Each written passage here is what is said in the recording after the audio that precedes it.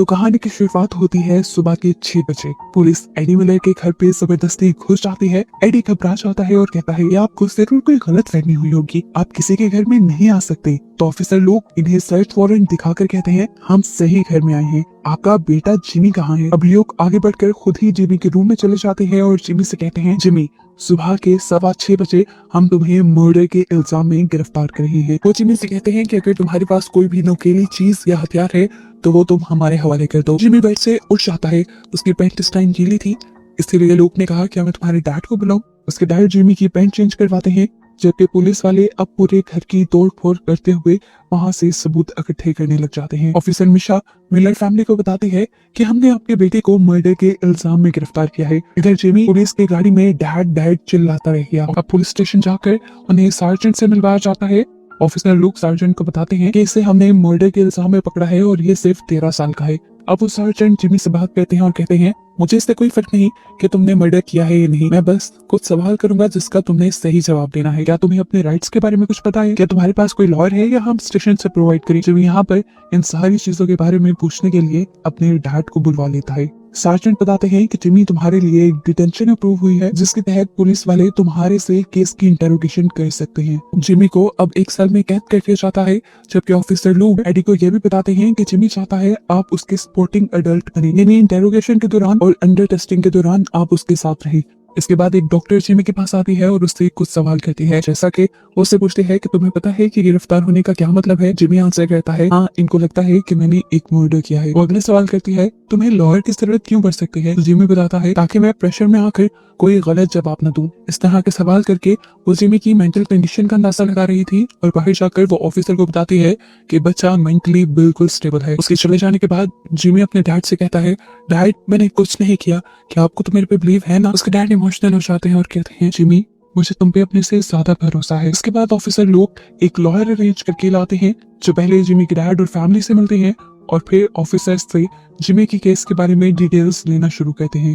Jimmy के protocols के बारे में पूछते हैं कि जैसा कि जिमी को उन्होंने टॉर्चर तो नहीं किया, जिमी को खाना दिया या नहीं। इसके बाद जिमी को बुलाया जाता है, उसकी पिक्चर्स ली जाती हैं, जिमी अपने लॉयर से मिलता है और उसके बाद उसका मेडिकल टेस्ट किया जाता है जिसमें उसका डीएनए चेक किया जाता है, उसके फिंगरप्रिंट्स चेक किए जाते हैं और ब्लड टेस्ट लिया जाता है। उसके बाद पुलिस ऑफिसर्स आकर जिमी से उसके फोन का पासवर्ड मांगते हैं, लेकिन जिमी का लॉयर ऐसा करने से मना कर देता है। जिसके बाद पुलिस ऑफिसर्स जिमी को उसके सारे कपड़े उतारने को कहते हैं। ये सुनकर एडी यानी जिमी के डैड गुस्से में आ गए तो लॉयर ने समझाया कि ये प्रोटोकॉल है, हम पुलिस ऑफिसर्स को इसके लिए मना नहीं कर सकते। बाकी सभी लोग अब मुंह उधर कर लेते हैं, जबकि जिमी के डैड के सामने ही पुलिस वाले जिमी के कपड़े उतार कर उसकी पूरी बॉडी को चेक करते हैं, क्या उस पे किसी किस्म के टॉर्चर या खरोच वगैरह के निशान तो नहीं। अपने बेटे के इस तरह के फिजिकल ट्रायल से एडी बिल्कुल टूट चुका था। इसके बाद पुलिस ऑफिसर्स ये वाले कपड़े भी अपने साथ ले गए थे और जिमी को पहनने के लिए दूसरे कपड़े दे दिए गए थे। इसके बाद लॉयर जिमी को बताते हैं कि उन्हें पुलिस इंटेरोगेशन के दौरान सब कुछ हैंडल कैसे करना है। वो कहता है कि तुमने मोस्टली सवालों में नो कमेंट कहना है, लेकिन हर सवाल में भी तुम ऐसा नहीं कह सकते वरना तुम फंस जाओगे।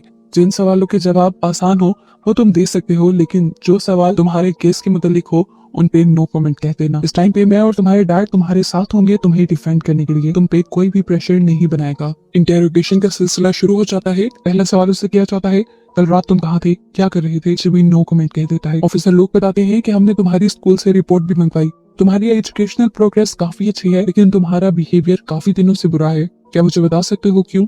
वो जवाब देता है पता नहीं। अब ऑफिसर लोग उससे उसके दोस्तों के नाम पूछते हैं, लेकिन जिमी कहता है नो कमेंट। ऑफिसर कहते हैं तुम हमें बता सकते हो, उनको इससे कोई मसला नहीं होगा, पर जिमी जवाब देता है जो आपने मेरे साथ किया उसके बाद तो मैं बिल्कुल भी नहीं बताऊंगा। अब ऑफिसर्स उसके सामने कुछ अडल्ट कंटेंट की पिक्चर्स रखते हैं जो उसके इंस्टाग्राम हैंडल पे थी और उस पे बहुत सारे लाइक्स और कमेंट्स भी आए थे। ऑफिसर्स पूछते हैं जिमी ये सब क्या है, क्या तुम्हें इस तरह की लड़कियों को देखकर अट्रैक्शन फील होती है। जिमी हाँ में जवाब देता है। तो ऑफिसर दूसरा सवाल करते हैं कि तुम्हें ऐसे ही कोई दोस्त चाहिए, जिस पर जिमी जवाब देता है नहीं, ये सब मुझसे काफी बड़ी हैं।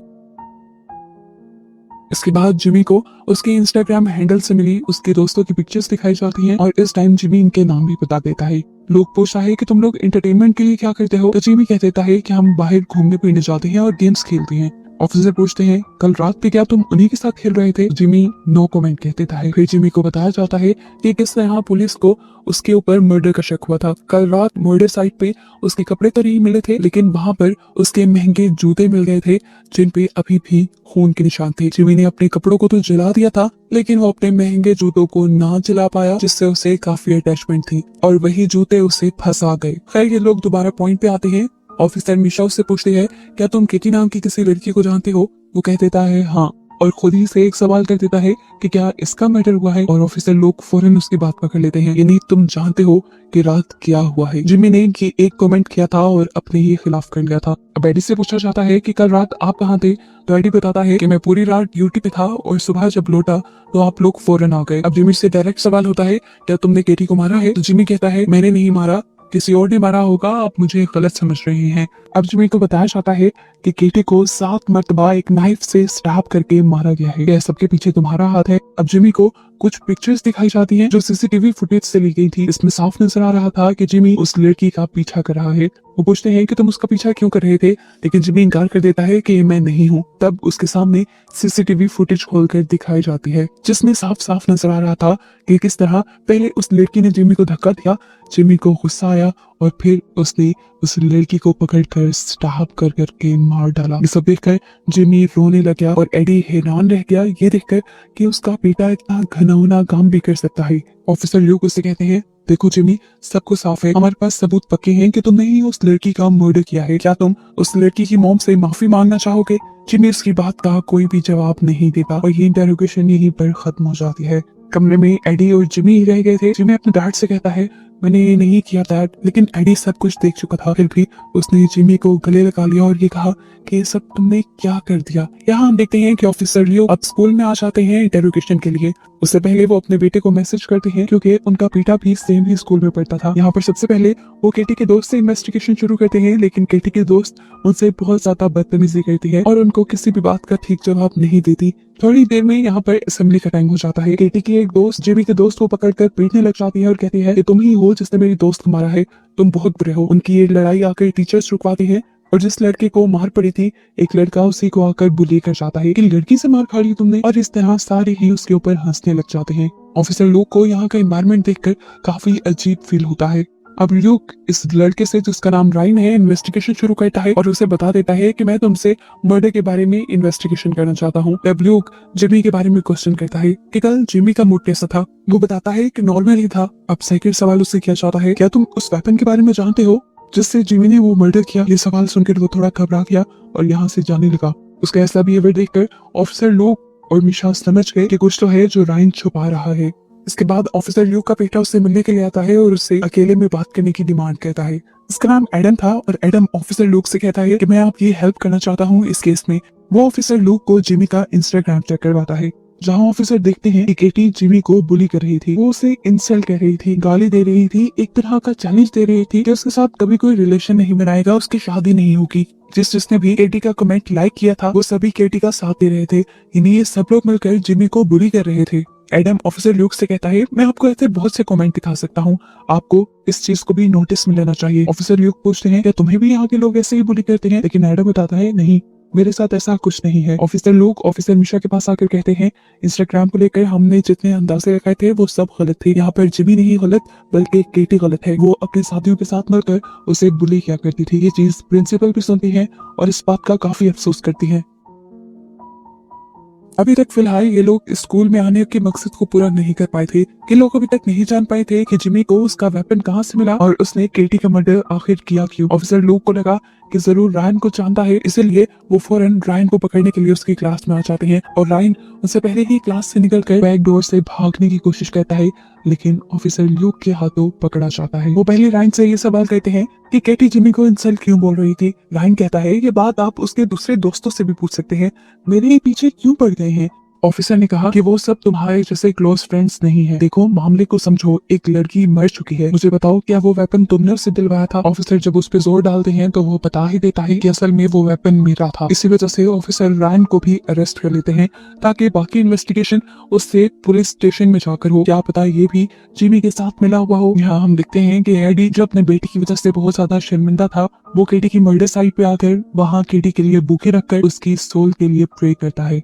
अगले सीन में हमें दिखाया जाता है कि यहाँ पर एक साइकियाट्रिस्ट आई थी जिमी की मेंटल हालत का पता चलाने। वो जिमी को अपने साथ लाया हुआ सैंडविच भी देती है और उससे इधर उधर की बातें करने लगते हैं। काफी देर ऐसे गुजर जाने के बाद जिमी उससे पूछता है आप पॉइंट पे क्यों नहीं आ रही? जिमी उससे कहता है कि मुझे आपके नोट्स देखने हैं, मैं जानना चाहता हूँ कि आप मेरे बारे में लिखती क्या है। साइकियाट्रिस्ट उसे कहती है कि मैं ये तुम्हें नहीं दिखा सकती, ये सिर्फ जज के लिए है ताकि वो तुम्हारी मेंटल कंडीशन का अंदाजा लगा सके। तंग आकर जिमी गुस्से में आ जाता है। वो इनसे कहता है आप लोग एक ही बार मुझे जेल में क्यों नहीं डाल देते, इस तरह बार बार मुझे क्यों तंग करते हैं?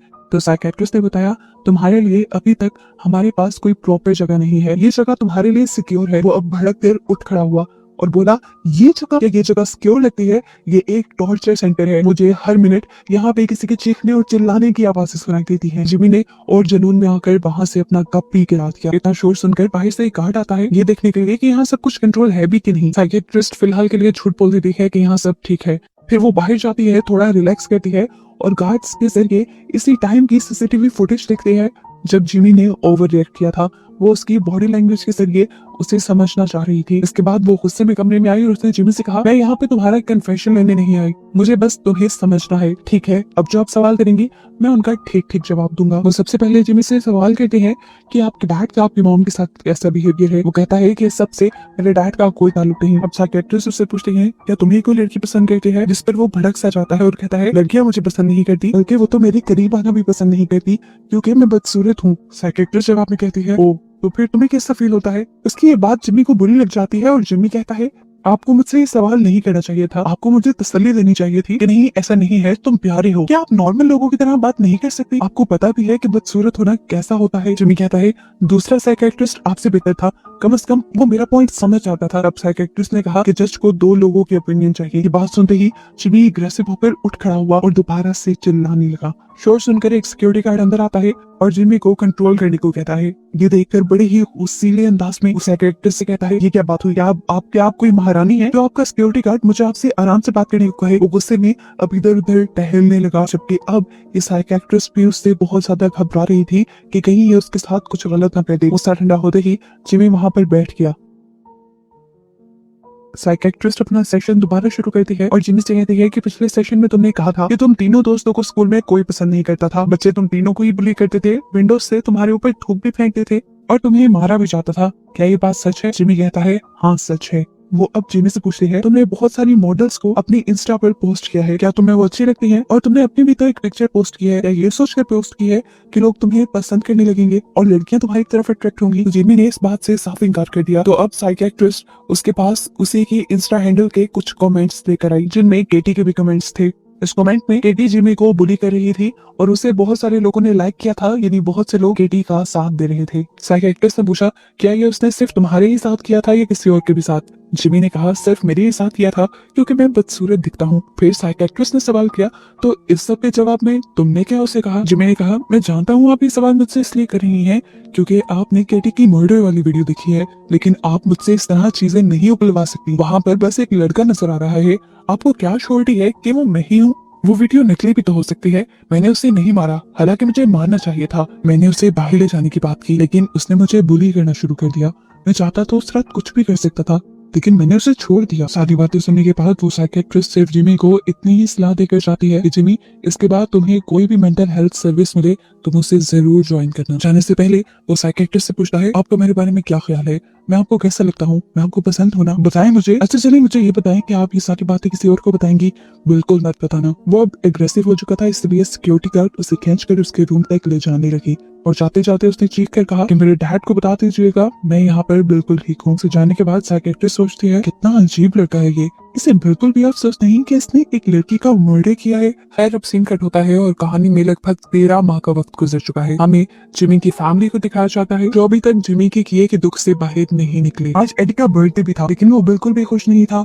एडी को बहुत सी बर्थडे विशेस भी आई थी जिसमें उसके डैड का ग्रीटिंग कार्ड था और उसमें उन्होंने 5 पाउंड भी रखे हुए थे और साथ ही उसे जिमी का भी एक ग्रीटिंग कार्ड मिलता है जिसमें उसने अपने डैड का स्केच बनाया था। इतने ही यहाँ पर एडी की बेटी आकर उससे पूछती है, डैड हमारी कार पे किसी ने नॉट्स लिख दिया है। ये सुनकर एडी को और भी ज्यादा गुस्सा आ जाता है और वो जब उसे मिटाने के लिए जाता है तो उसे पता चलता है कि ये पेंट परमानेंट था। वो ऐसी कार के साथ आप कहीं भी नहीं जा सकते थे, इसीलिए वो फौरन इस कार को कार सेंटर लेकर जाने का फैसला करते हैं। वो साथ में अपनी बेटी और वाइफ को भी ले जाता है क्योंकि उसे लगता था कि घर पे आकर वो अकेली रहेंगी तो उनको कोई भी तंग कर सकता है। वो यहाँ अपने नेबर से भी चिल्लाते हुए पूछता है, क्या ये सब आप लोगों ने किया? लेकिन सब ना में जवाब दे रहे थे। अब यहाँ के नेबर्स भी उनके साथ अच्छा ट्रीट नहीं करते थे। इतने ही यहाँ से दो साइकिल पे बच्चे गुजरते हैं जो एडी से कहते हैं, मजा आया ना नॉन्स? और एडी बहुत ज्यादा गुस्से में आ जाता है और समझ जाता है कि ये काम इन्हीं दोनों बच्चों का था। ये लोग अब जाने के लिए तैयार ही थे तो एडी ने अपनी एक नेबर से कहा, क्या आप पीछे से हमारे घर को देख सकते हैं? बल्कि आपको ये ड्यूटी याद नहीं, आप सभी नेबर्स को कह दीजिएगा, आजकल यही तो आप लोगों का काम है, हमारे घर को देखना। एडी सारा ब्लूप्रिंट अपनी कार के ऊपर फेंक देता है। जब वो ये काम कर ही रहा था तो बाहर उसे वो दोनों लड़के भी मिल गए जिन्होंने उसकी कार पे नोट्स लिखा था। वो सब कुछ छोड़ छाड़ कर उन लड़कों को पकड़ लेता है और उनसे पूछने लगता है, आखिर क्यों किया तुमने? लड़का घबरा गया और उसने कहा, सॉरी मैंने बस मजाक किया था। तो एडी ने कहा, क्या तुम्हारे लिए सब कुछ मजाक है? क्या हमारी फैमिली एक मजाक है? तुम्हारी एक हरकत ने हमारा पूरा दिन खराब कर दिया। वो हंसने ही वाला था लेकिन एडी ने थप्पड़ दिखाते हुए कहा, अगर तुम्हारे मुंह से जरा से भी हंसी निकली तो मैं तुम्हारा वो हश्र करूंगा कि तुम्हें याद ना रहे। एडी जब उसे छोड़ता है तो वो लड़का वहां से भागने लगता है और एडी उसकी साइकिल भी उठाकर उसके पीछे फेंक देता है। अब जब वो अपनी कार के पास वापस आया तो यहाँ पे सिक्योरिटी गार्ड्स बोलने लगे थे क्योंकि पेंट गिरने की वजह से वो जगह काफी गंदी हो गई थी। सिक्योरिटी गार्ड कहता है, ये जगह कौन साफ करेगा? एडी उनके साथ भी बदतमीजी करता है और कहता है, मैं तुम्हें पैसे दे दूंगा, ये जगह साफ करवा लेना, और अगर जरा सा भी बोले तो तुम्हारा भी हशर अच्छा नहीं होगा। एडी का बिहेवियर ये शो कर रहा था कि किस तरह जिमी की एक गलती ने उसकी लाइफ को और मेंटल हेल्थ को बहुत ज्यादा इफेक्ट कर दिया था। अब वो छोटी छोटी बात पे हाइपर होता था। ये लोग जब कार में जाते हैं तो यहाँ इन्हें पुलिस स्टेशन से कॉल आती है और जिमी एडी को विश करना चाह रहा था। एडी से कहता है, मुझे अच्छा लगा तुमने कॉल की और तुम्हारा कार्ड भी मुझे पसंद आया। तुम बताओ वहाँ सब कुछ ठीक है? तुम्हारे साथ सबका बिहेवियर? जिमी बताता है, वहाँ सब कुछ ठीक है और जो खराब भी है उसकी भी टेंशन ना ले, मैं उसका अब आदी हो चुका हूँ। मैं सोच रहा हूँ कि अब मैं अपना कन्फेशन दे ही दूं। ये बात सुनते ही वैन में सन्नाटा छा जाता है। जिमी एक और मर्तबा बोलता है, आई एम सॉरी डैड, पर मैं अपना जुर्म अब कबूल कर लूंगा। इंटेंस माहौल को देखते हुए उसकी मॉम बात करते हुए उससे उसकी तबीयत के बारे में पूछने लग जाती है और जिमी कहता है, मुझे लगा था कि मैं सिर्फ अपने डैड से ही बात कर रहा हूँ।